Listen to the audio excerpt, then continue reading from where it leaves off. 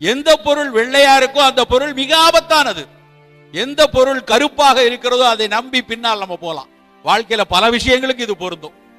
வெள்ளை வெளியேர்னு இருக்கக்கூடிய அரிசி, வெள்ளை வெளியேர்னு இருக்கக்கூடிய உப்பு, வெள்ளை வெளியேர்னு இருக்கக்கூடிய சர்க்கரை, வெள்ளை வெளியேர்னு இருக்கக்கூடிய மைதா மாவு, வெள்ளை வெளியேர்னு இருக்கக்கூடிய பிராய்லர் கோழி, அத்தனையும் நாம் விலக்கி வைக்கப்பட வேண்டிய பொருட்கள். நண்பர்களே, இந்த வெள்ளை சர்க்கரையை தயவு செய்து வீட்டில் இருந்து தூர எறிந்து விடுங்கள். இந்த வெள்ளை சர்க்கரை நம்ம நினைக்கிற மாதிரி வெறும் சர்க்கரை வியாதியை மட்டும் தராது. வெள்ளை சர்க்கரை சேர்க்க சேர்க்க சர்க்கரை வியாதி, இரத்த கொதிப்பு, புற்றுநோய், மாரடைப்பு, உடல் எடை அதிகரிப்பு அத்தனைக்கும் அடித்தளம். நமக்கு வேண்டியது இனிப்பு சுவை தானே. வெள்ளையா இருக்கணும்னு யார் தேவைப்பட்டாங்க?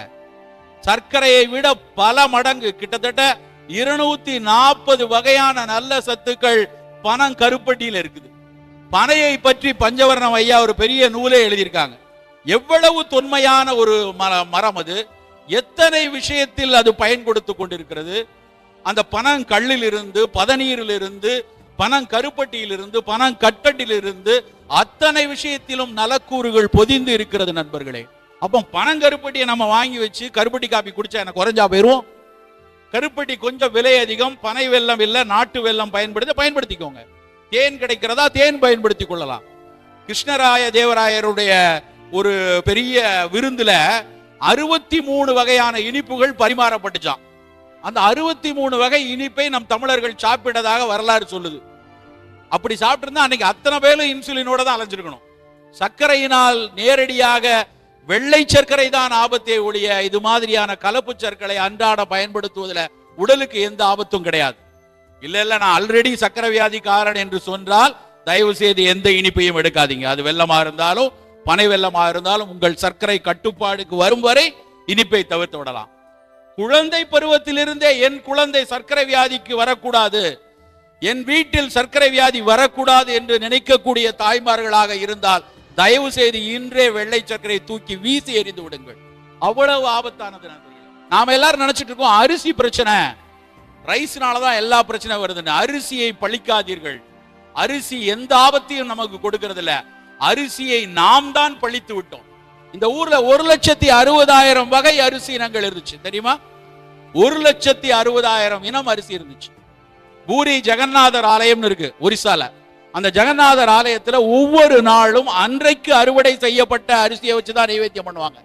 அப்ப அந்த ஜெகநாதர் ஆலயத்தை சுற்றியே 365 வகையான அரிசி இருந்ததா தான் அர்த்தம். ஒவ்வொரு வயதுக்கும், ஒவ்வொரு தொழிலுக்கும், ஒவ்வொரு உடல் நலத்துக்கும் ஒரு அரிசி இனத்தை அன்றைக்கு நம்ம சொல்லியிருக்கோம். நம்ம சமூகம், ஒரு குழந்தை உண்டாயிருக்கிறாள், ஒரு பெண் கருவுற்று இருக்கிறாள் என்றால் அவளுக்கு குள்ளக்கார அரிசி, அவளே தாய்ப்பால் கொடுத்து கொண்டிருக்கிறாள் என்றால் அவளுக்கு குளியடிச்சான் சம்பா, அந்த குழந்தை நோய்வாய்ப்பட்டு மெலிந்திருக்கிறது என்றால் அவளுக்கு மாப்பிள்ளை சம்பா, அந்த குழந்தைக்கு அடிக்கடி சளி இருமல் வருகிறது என்றால் கருங்குருவை சம்பா, அவருக்கே ஒருவேளை நீரிழிவு வந்திருக்கின்றால் நல்ல நீரிழிவை போக்குங்கான் மெல்ல பசி அளிக்கும் மணிச்சம்பா. இப்படி ஒவ்வொரு சூழலுக்கும் ஒவ்வொரு வயதுக்கும் நம்ம ஒரு அரிசியை அன்றைக்கு கொடுத்திருக்கிறோம். அத்தனையும் தூக்கி போட்டுட்டு அத்தனை பாரம்பரிய அரிசியை விட்டுட்டு வெள்ளை விளையர்னு பொன்னி வேணும், அது பொல பொலன்னு இருக்கணும்னு நாம தான் அரிசியை கெடுத்தோமே ஒழிய அரிசி இயல்பிலேயே பல பாரம்பரிய அரிசிகள் நமக்கு உடல் நலத்தில் இருந்து காப்பு கொடுக்கக்கூடியதாக இருந்தது. நண்பர்களே, நம் ஊர்ல கிடைக்காத உணவுகளும் செல்வங்களும் தானியங்களும் உலகத்துல எங்கேயும் இல்லை. நம்ம ஊர்ல இல்லாத பழங்களா வெளிநாட்டுல இருக்கு? எந்த பழக்கடைக்கு போனாலும் அடுக்கி வச்சிருக்கிறது. நகர்ப்புறத்தில் போய் பாருங்க, எங்கேயாவது வாழைப்பழத்தை அழகாக அடுக்கி வச்சிருக்காங்களா? கிடையாது. ஆப்பிள், வெளிநாட்டில இருந்து ஆரஞ்சு, வெளிநாட்டில இருந்து கிவி பழம், ஆப்கானிஸ்தான்ல இருந்து காபூல் மாதுளை, இல்ல கலிபோர்னியால இருந்து கொட்டை இல்லாத திராட்சை, இதுதான் அடுக்கி வைக்கப்பட்டிருக்கிறது. ஏன் நம்ம ஊர் பழங்களுக்கு மகத்துவமே இல்லையா? நண்பர்களே, ஒரு விஷயத்தை யோசிச்சு பாருங்க. அந்த வாழைப்பழம் ஒன்றை எடுத்துக்கொள்ளுங்க. என்னைக்கு அந்த கவுண்டமணியும் செந்திலும் வாழைப்பழத்தை பிச்சு பிணறினாங்களோ அதுக்கப்புறம் வாழைப்பழத்துக்கு மேல மரியாதையே போயிடுச்சு. அந்த வாழைப்பழத்தை பல பேர் 10 ஸ்டாண்டா மட்டும்தான் பயன்படுத்திட்டு இருக்கான். ஆனா வாழைப்பழத்துல இந்த பக்கம் களியக்காவலையில இருந்து நம்ம தமிழகத்தின் எல்லையான தர்மபுரி வரைக்கும் ஒவ்வொரு ஊரினுடைய வாழைப்பழத்தையும் கொஞ்சம் யோசிச்சு பாருங்க. களியக்காவலையில் இருக்கக்கூடிய செவ்வாழை, நேந்திரன் வாழை, 2 வாழைப்பழம் இருக்கு. அந்த செவ்வாழை நின்று கொண்டே பணியாற்றி கொண்டிருக்கக்கூடிய ஒரு காவலாளியோ இல்ல ஒரு ஆசிரியையோ இல்லை என்றால் ஒரு நின்று கொண்டே பணியாற்றக்கூடிய ஏதாவது ஒரு துறையை சார்ந்த நபருக்கு அடிக்கடி வரக்கூடிய பிரச்சனை குதிகால்ல வர்ற வலி. பல பெண்களுக்கு சமையல் கட்டில் போய் நின்று கொண்டே 4 மணி நேரம் நிக்க வேண்டியிருக்கு. தூங்கி எந்திரிச்சு காலை ஊன்னாலே காலில் வலிக்குது அப்படின்னு சொன்னா அதை குதிகால் வாதம் என்று சித்த மருத்துவத்தில் சொல்லுவோம். ஆங்கில மருத்துவத்தில் அதுக்கு பேர் கால்கேனியஸ் ஸ்பர் அப்படின்னு பேரு. அந்த குதிகால் எலும்பை ஒட்டி இருக்கக்கூடிய ஜவ்வுகள் அலன்று போயிருக்கும், அதுல ஒரு கால்சிபிகேஷன் நடந்திருக்கும். அதற்கு மிகச்சிறந்த பழம் செவ்வாழை. இந்த செவ்வாழையை சாப்பிட்டா அந்த குதிகால் வாத வலி போகும். ஒரு குழந்தை ரொம்ப மெலிந்து இருக்கிறது, உடல் எடையை கூட்ட வேண்டுமா, நேந்திரன் வாழை வாங்கி கொடுங்க. களியக்காவில இருந்து அப்படியே நாகர்கோவில் பக்கம் வந்தீங்கன்னா மட்டின்னு ஒரு பழம் உண்டு, இவ்வளவுதான் விரல் அளவுக்கு தான் இருக்கும். அந்த மட்டி பழம் தாய்ப்பாலுக்கு அப்புறம் திட உணவுக்கு பழகும் போதே கொடுக்கக்கூடிய அளவுல உள்ள பழம். குழந்தைகளுக்கு நோய் எதிர்ப்பாற்றலையும் கால்சியத்தையும் பொட்டாசியத்தையும் புரதச்சத்தையும் சேர்த்து கொடுக்கக்கூடிய மட்டி பழம். திருநெல்வேலி மதுரை பகுதிக்கு வந்தீங்கன்னா நாட்டு வாழைன்னு ஒரு பழம் உண்டு. அதை தொலியை உரிச்சோன்னா நாரா இருக்கும். பழம் எது தொலி எது என்று தெரியாத அளவுக்கு நாரோடு இருக்கும். அந்த நாட்டு வாழை மூல நோயை போக்கக்கூடியது, மலச்சிக்கலை போக்கக்கூடியது, பௌத்திர நோய்க்கு நல்ல ஒரு மருந்து. அப்படியே மதுரையில இருந்து இந்த பக்கம் திருச்சிக்கு வந்தீங்கன்னா மோரிஸ் வாழைன்னு ஒன்று உண்டு, பச்சை கலர்ல இருக்கும். அந்த மோரிஸ் வாழை குளிர்ச்சியானது, வயிற்று புண்களை போக்கும், பெண்களுக்கு வெள்ளைப்படுதலை போக்கும். அதுக்கப்புறம் ஈரோடுல தேன் வாழை, திண்டுக்கல் சிறுமலை பழம், தர்மபுரியில் இருக்கக்கூடிய ஏலக்கி வாழை, ஒவ்வொரு பழத்திற்கும் ஒரு மருத்துவ குணம் இருக்கிறது நண்பர்களே. எங்கேயாவது ருமேனியா ஆப்பிளுக்கு ஒரு மருத்துவ குணம், ஆஸ்திரேலியா ஆப்பிளுக்கு ஒரு மருத்துவ குணம் நம்ம படிச்சிருக்கோமா? ஆனா தமிழ் இலக்கியங்கள் வாழைப்பழத்தை ஒரு 600 கிலோமீட்டர்ல விளையக்கூடிய பழத்துல ஒவ்வொன்றுக்கும் ஒரு மருத்துவ குணத்தை ஆவணப்படுத்தி இருக்கிறது. நாம அந்த பழத்தை ஏளனமா பார்க்கிறோம். யாராவது ஒருத்தங்க வீட்டுக்கு பழம் வாங்கிட்டு போங்க, நான் வாழைப்பழம் வாங்கிட்டு போங்களேன், உடனே ஒரு ஏளனமா பாக்குறது, வந்துட்டாயா வாழைப்பழத்தை வாங்கிட்டு. ஒரு ஆப்பிள் இவன் கண்ணில் தெரியல, ஒரு ஆரஞ்சு கண்ணு தெரியல வாங்கி. அதை விட மோசமான விஷயம் சிற்றுண்டிகள்ல சாக்லேட் வாங்கி கொடுக்கறதா குழந்தைகளுக்கு ஒரு பெரிய இது.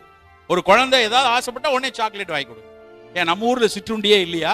மிக மிக உலகத்தில் உச்சத்தில் வைத்து கொண்டாடப்பட வேண்டிய சிற்றுண்டி உங்க ஊர்லயும் பிரபலமான கடலை மிட்டாய் நண்பர்களே. ஒரு கடலை மிட்டாய்க்கு இருக்கக்கூடிய எந்த துளி மருத்துவ குணமும் வேற எந்த சாக்லேட்லயும் கிடையாது.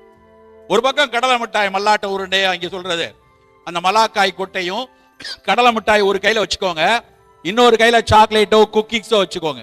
இந்த கடலை மிட்டாயில இருக்கக்கூடிய புரதச்சத்து, இந்த கடலை மிட்டாயில இருக்கக்கூடிய இரும்பு சத்து, கடலை மிட்டாயில இருக்கக்கூடிய செலினிய சத்து ஒரு துளி வேற எந்த சாக்லேட்லயும் கிடையாது.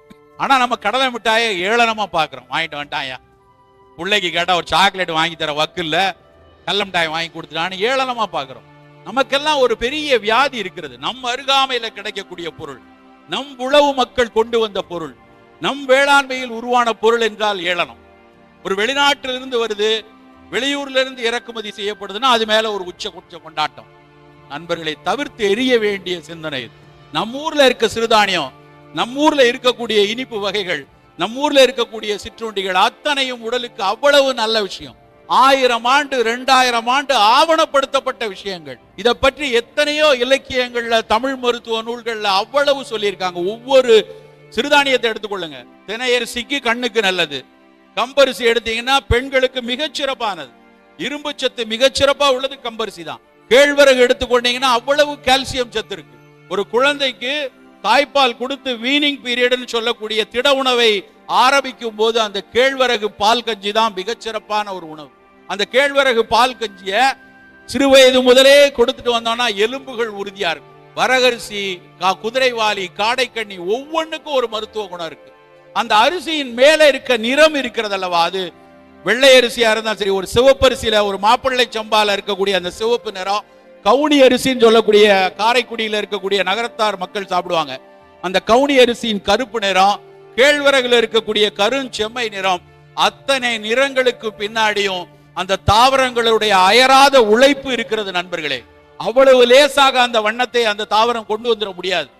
கொஞ்சம் ஒரு தாவரவியலாளனாக உற்று பார்த்தோன்னா தான் அந்த தாவரத்தின் வலி தெரியும். அந்த செடி 60 நாளோ 50 நாளோ இல்லைன்னா 90 நாளோ 120 நாளோ வளரும் போது அதனுடைய வேர்களால மனிதனால் எட்டி பார்க்க முடியாத கனிமங்களை, மனிதனால் யோசிக்க முடியாத பல பீனாலிக் காம்பவுண்ட் எல்லாம் உறிஞ்சி நமக்காகவும் பறவைகளுக்காகவும் பூச்சிகளுக்காகவும் அந்த தாவரத்தில் அந்த நிறமிச்சத்து சேர்த்து வைக்கப்படுகிறது.